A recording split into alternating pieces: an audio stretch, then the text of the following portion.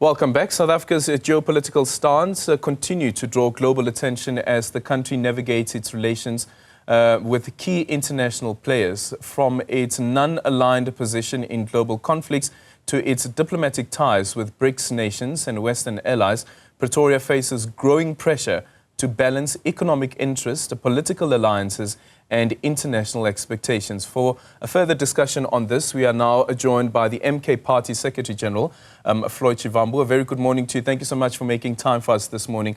Let's start off with the US and South Africa's relations. What's the MK Party's view around what is playing out currently and what should be happening going forward? Well, good morning, Aldrin, and morning to viewers of Newzroom Afrika.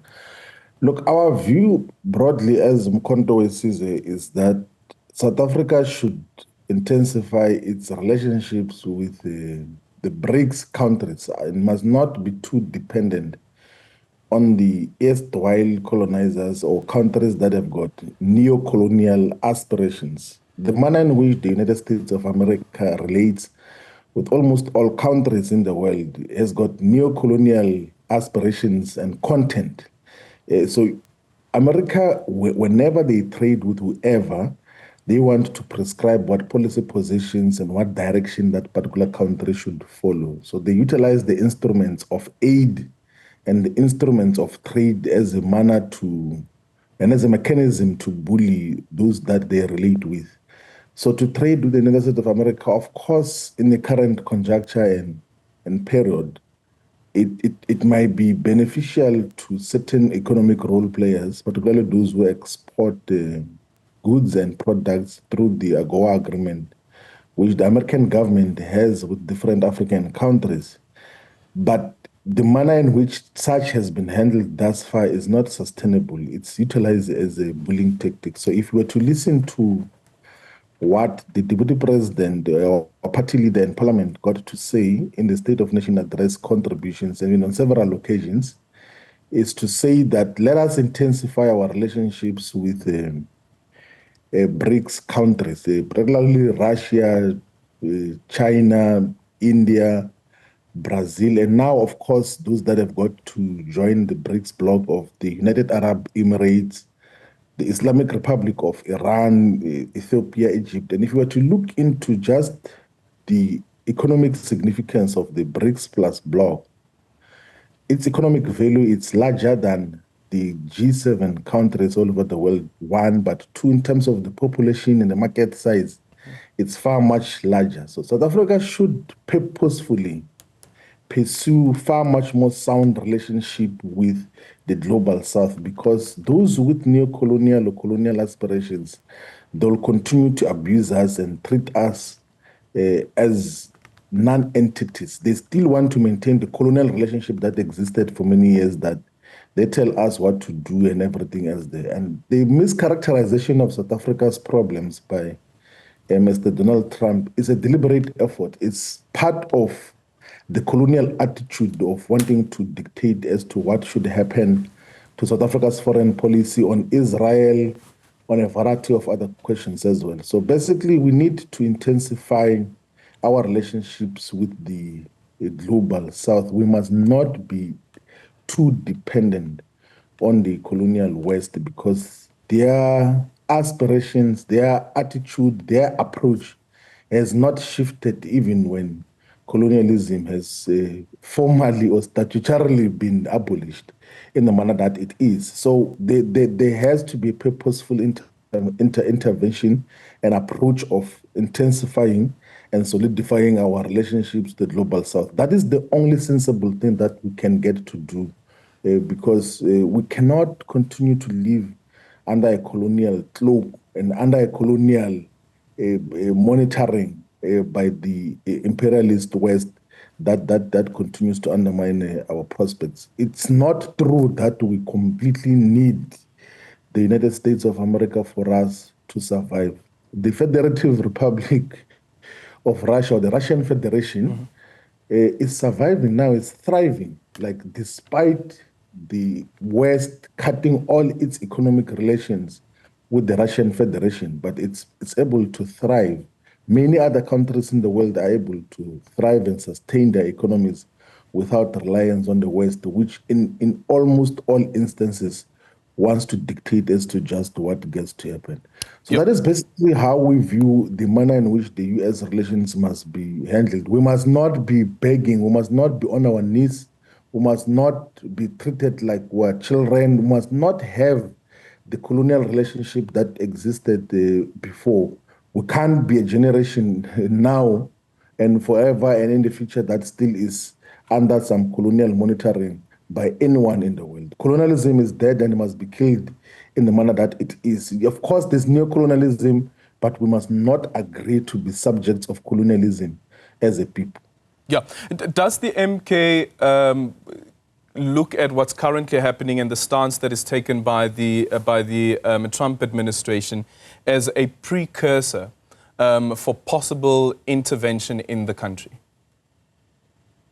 I don't think that there will be any intervention that will be done at the military level and everything else. What seems to be the direction now is that, of course, with the influence of the racist Elon Musk, there will be isolation of South Africa from economic activities that existed between South Africa and the United States of America. And the foolishness about Elon Musk racism is that primarily the people who are going to be affected by cutting South Africa's relationship with the United States of America will be the white minority whom he claims or is preaching falsehood that they are facing genocide in South Africa, because those are the ones who are exporting the goods and products that are guaranteed access to the American market through the AGOA agreements. So that direction they're going to take as a way of trying to safeguard white people's interest, because that is what Elon Musk is doing. He's still living in the dreamland of the country which he was born in and lived in, of apartheid. So he still has wishes that South Africa was under apartheid rule. That is what it is. That is what it is. And then he utilizes the fact that he has got some money to then influence a puppet president in the United States of America in the manner that it is, and then got to bastardize South Africa and intimidate in terms of his own aspirations. And they will at some stage try to unplug South Africa from the tariff-free access to the American market for certain products. But those at a business level that are going to suffer are those of the ilk of Elon Musk. Those who look like him are the ones who are going to be most affected, because there are no people who look like us who are having access to the American market. And if anything, those who are benefiting out of the AGOA process, it's the white minority and some of the global multinational corporations that are taking advantage of South Africa's access to the American market and come to assemble vehicles here in South Africa so that they can reap benefits from the AGOA access.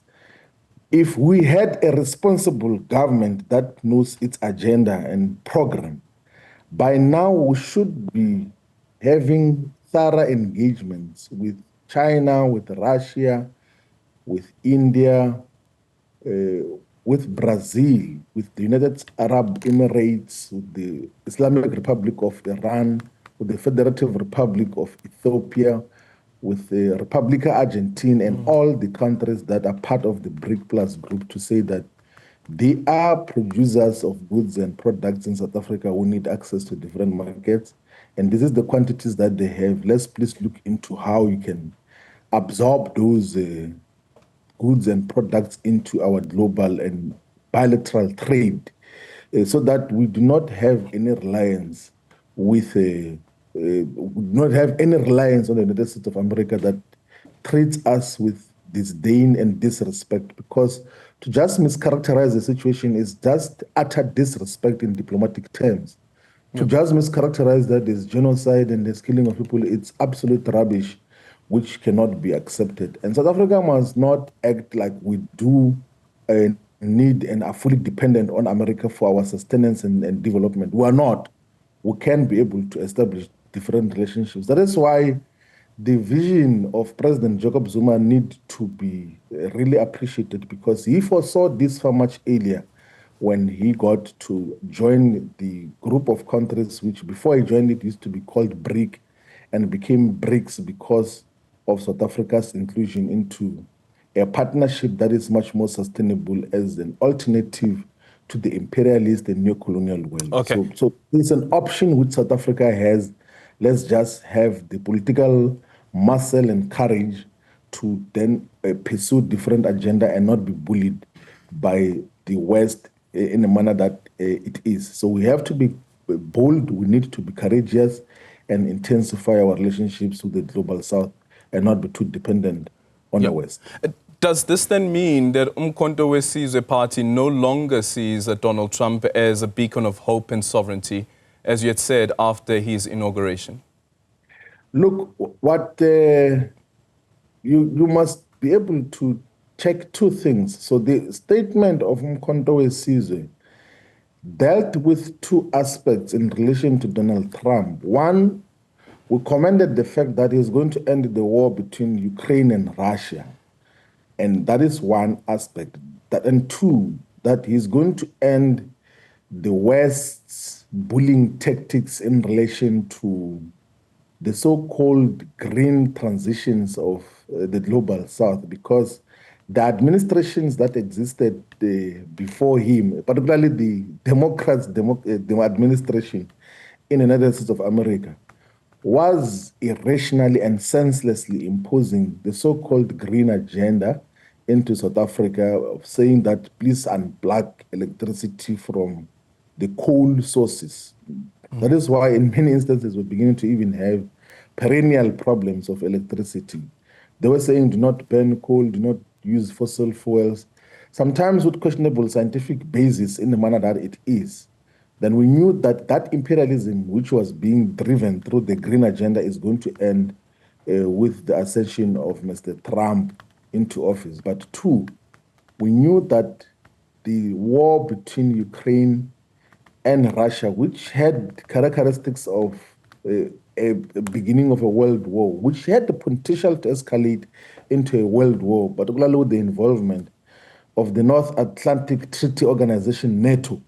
So we knew that that is going to come to an end. So in terms of global peace, in terms of the expansive imperialist agenda on the green program, we did foresee, as Umkhonto we Sizwe when Mr. Trump was elected, that such is going to come to an end. We are not friends with American imperialism, but we then isolated those issues that what his election meant is that the global green imperialism is going to come to an end, one, but two, the threat of a world war is going to come to an end because there won't be continued support of Ukraine in the conflict, in the necessary intervention which the Russian Federation is making in Ukraine to prevent the expansion of NATO into Russian borders. Okay, does that mean that Umkhonto we Sizwe still sees the Trump administration as a beacon of hope? I think that is an overstatement in manner that it is, and I think it's. I thought I had just clarified the context of... Yeah, but there are several things. For instance, in that statement, if you remember, there was also reference to ending the war between Palestine as well as Israel. And we know that the Trump administration has actually given the go-ahead for more armaments to be supplied to Israel. Yeah. So again, to that point about a beacon of hope, as well as a beacon of hope for sovereignty. Do you still maintain that particular part? No. I think, when you read the political statements and articulations of a political movement, you must be honest enough to check consistently what does the organization say. So the statement, I did isolate the issues that Umkhonto we Sizwe got to deal with in relation to Trump's administration. That one is going to end what potentially could escalate into a world war in relation to Ukraine. That two is going to stop this imperialist green agenda, the green imperialist agenda that was being imposed on South Africa, which was going to threaten our energy security in the manner that it is. But if you were to listen, you can listen to the interventions of our public representatives in Parliament, including the main intervention of the Deputy President, the party leader in Parliament. Yeah. It did say that we condemn the actions of America's imperialist agenda in relation to the manner in which it characterizes South Africa. We also condemn the manner in which it approaches the Israeli-Palestine question. We do not associate with the manner that it deals with those issues. And as a political movement, we are able to give a thorough and sober analysis to say that in instances where we realize that there will be progress, we'll be able to say that there will be progress. In areas where we realize that there will be regress, we'll be able to identify that there's a regress. So you do not say that, no, because out of the 4, 5, or 10 issues that are going to be dealt with, because this person is going to do wrong on the following issues, that everything else is wrong. It's a wrong attitude, actually a very dangerous attitude that gets to make a lot of countries to have wrong foreign policies that in totality we cannot appreciate or relate with certain nations due to the following aspects. So if on trade, if on certain issues there is wrongdoing, we should openly speak about that. But if on certain aspects of foreign policy, there is some sensible basis for relationship and appreciation, we will do so.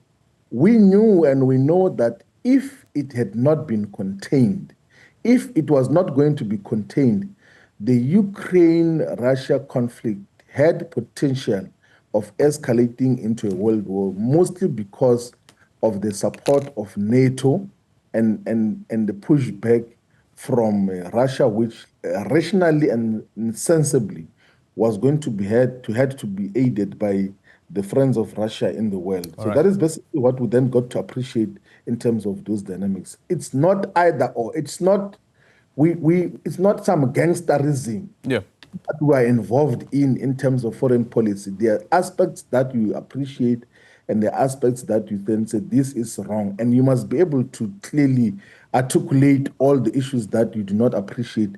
And Umkhonto weSizwe has done so. Go and listen to what the Deputy President got to say on foreign policy when he made the interview in the State of Nation address. Thank you so much for your time. Floyd Shivambu is the MK Party Secretary General there.